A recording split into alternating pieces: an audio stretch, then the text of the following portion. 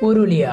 কিছু মানুষ আর কিছু ডবল মিনিং গানের জন্য এখনো অনেক মানুষ আছে যারা আমাদের এই পুরুলিয়াকে খারাপ চোখে দেখে পিছাইন পড়া জেলা বলে।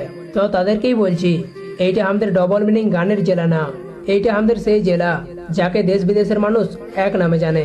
এইটা সেই আমাদের ছৌ নাচের জেলা, পুরুলিয়া জেলা। এইটা সেই জেলা যার প্রকৃতির রূপে টানে মানুষ বারবার ছুটে আসে আমাদের এই পুরুলিয়াতে।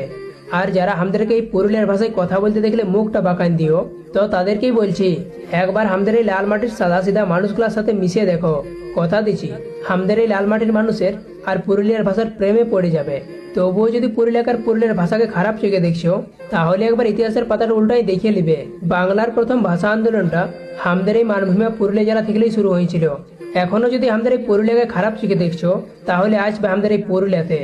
দেখাই দিব এটা আমাদের ডবল মিনিং গানের জেলা না, এইটা আমাদের ছৌ ঝুমুর করম ভাদু টুসুর জেলা, আরো কাড়া লড়াই মুরগা লড়াইয়ের জেলা।